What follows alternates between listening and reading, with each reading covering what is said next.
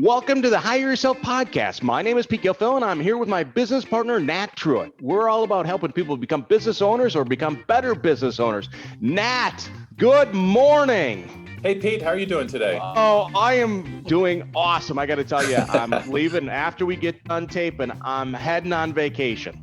What? You take a vacations? I didn't know that. Yeah, well, very seldom, but right, first vacation in a couple years, so I'm pretty pumped up. I know I don't usually get excited, but I'm very excited to go on vacation. So Yeah, good for you guys. yeah, so I start calling yesterday to get a limo or a car service to take our family to the airport, right? So I call the first company, sold out.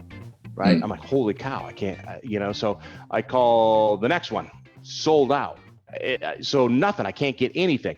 So then I look back and I found a guy that I'd used before. He had basically done some car services for, like, a daughter was going to a concert. I wanted her to be safe. So I had this car service drive her to the thing. So I called him because this guy bulletproof. I trust him. He's great, and I call him and he picks up and I said, hey, listen, I really want to hire you. I need you tomorrow. He goes, Pete, I wish I could. You're a great customer. But he goes, I didn't make it through the pandemic. I had to shut my business down.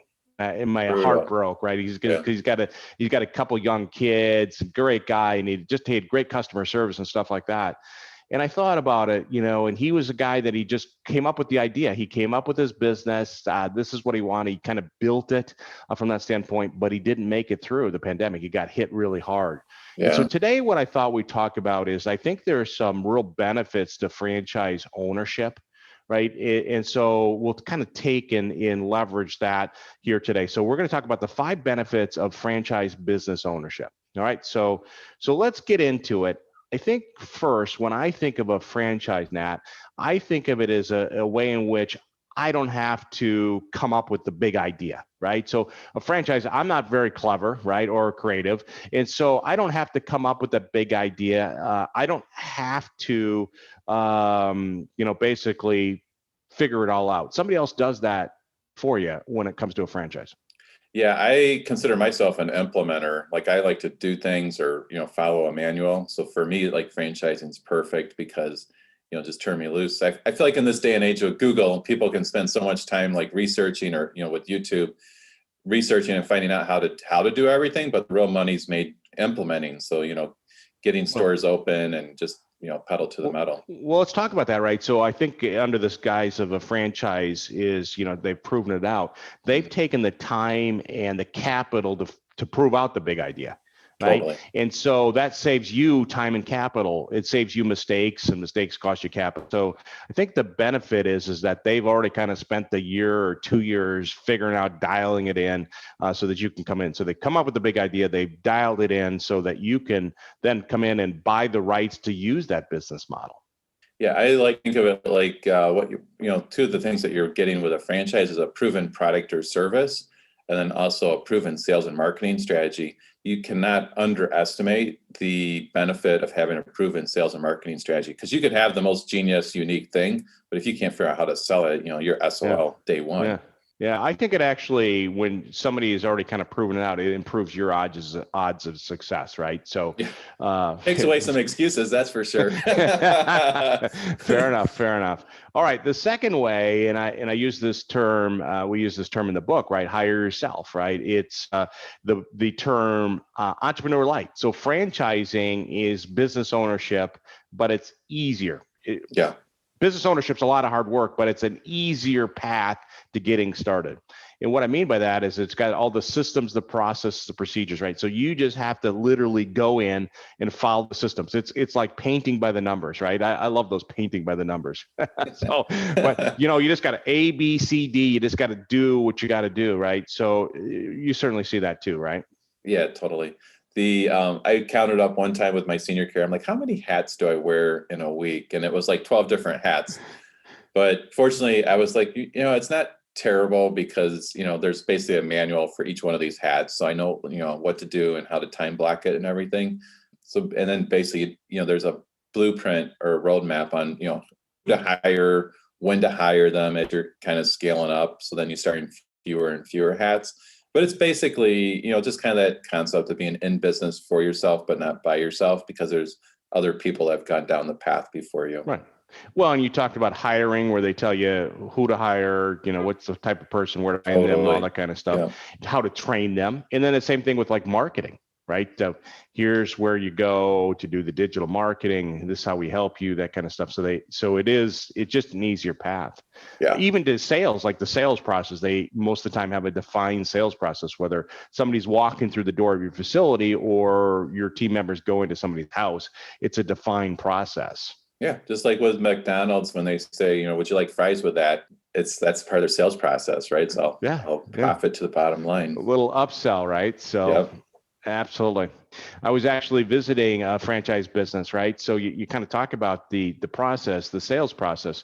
So I went through an experience. So it was as a workout, and so when I got done, it was time to present to me the opportunity to become a member, right? Right.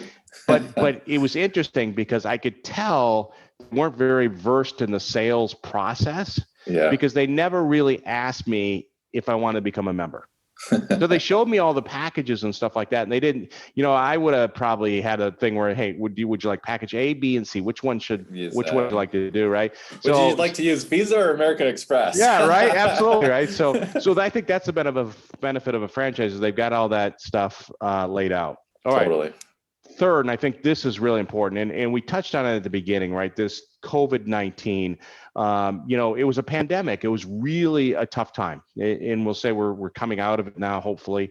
But the idea of a franchise is that you have the support of the franchisor, that business partner, and you also have the support of the other franchisees. So from the standpoint is you're not in it by yourself. Totally. Yeah, there's so many kind of heartwarming stories over the last year of how the franchisors really rolled up their sleeves and helped their franchisees. Whether that was just kind of coaching them through how to, get some relief from their lease or their different, financial commitments, just all sorts of tools and support for their local owners.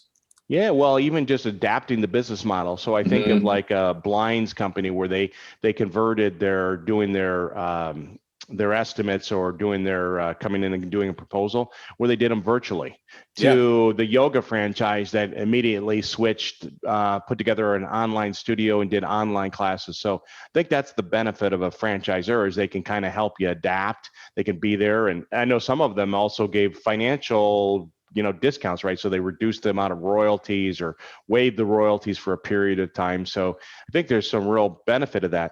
What I think a lot of people don't realize is not only does the franchisor provide support, but you got a whole network of other franchisees that you can lean on when you're going through tough times. Did you do that when you had your senior care? Did you ever lean on other franchisees? All the time, advice? Like pretty much on a daily basis. Just calling up the other owners in other parts of the country. And then also I really enjoyed, we had regional marketing meetings. So like everybody in Chicago would get together, all the owners. And then of course there's the annual conference or convention, typically with franchises, where not only do you have a few days of, packed sessions and make new friends. Yeah.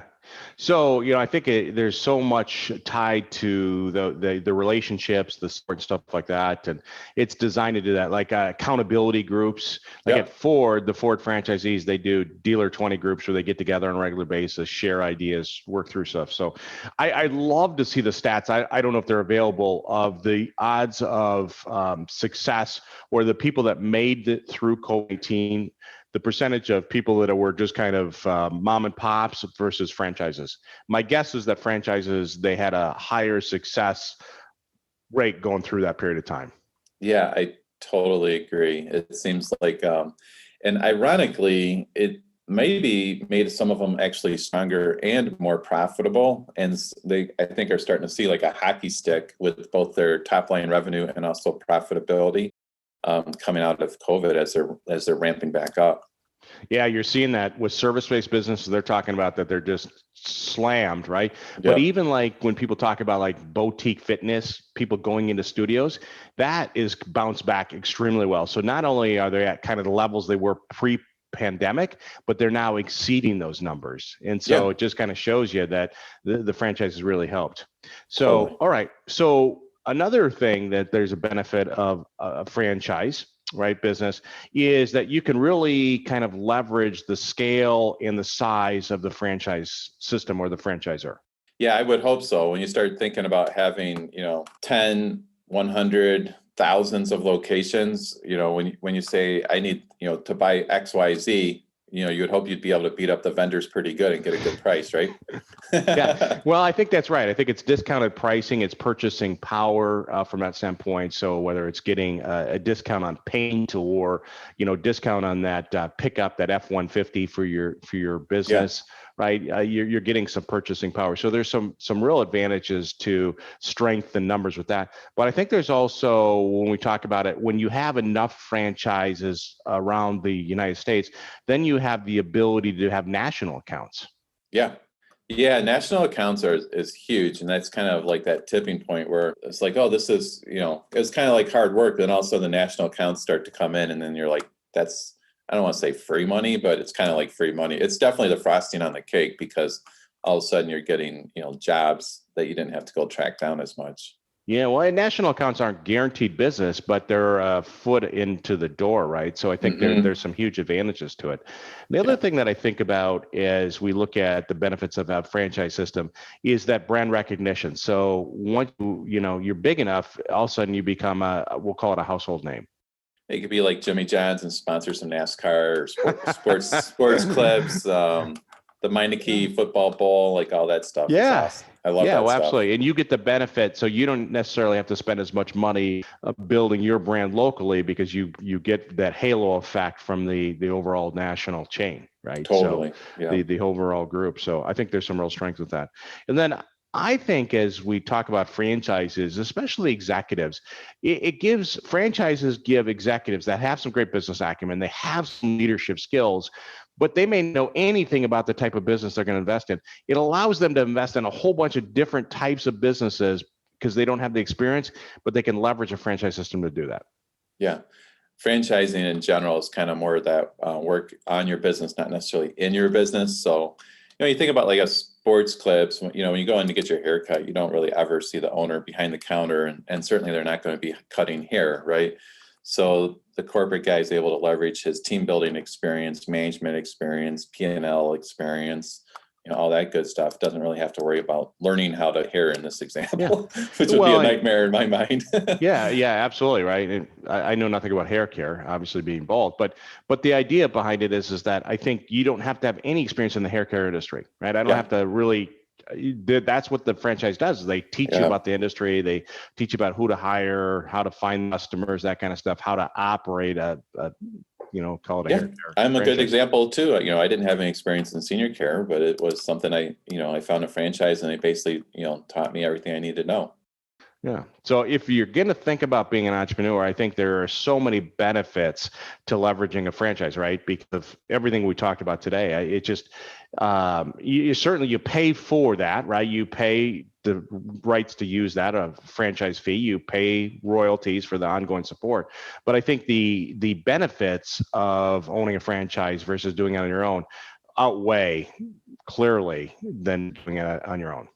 Yeah, I just as you were talking, I was kind of made me think about Shark Tank in some respects because I watch Shark Tank quite a bit, and the entrepreneurs there a lot of times they'll have a good business and then they're kind of negotiating with the sharks on okay, say Mark Cuban wants to invest 500,000 for 30% of the business, right?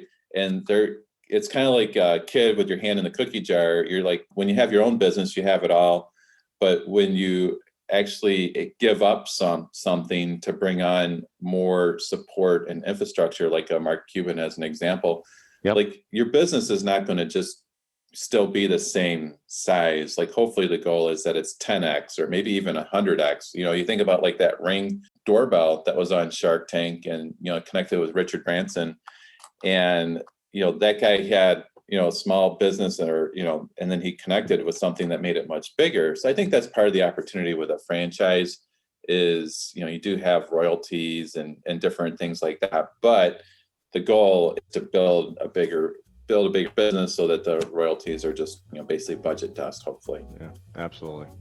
Well, great conversation, Nat. Let's go out and have a great day. All right. Have a great trip. Yeah, thanks. Thanks for listening to the Hire Yourself podcast. For more resources, check out our website at hireyourself.com. And remember to subscribe to this podcast to receive each episode. Please leave us a rating, and we'd love to hear your feedback or suggestions for topics.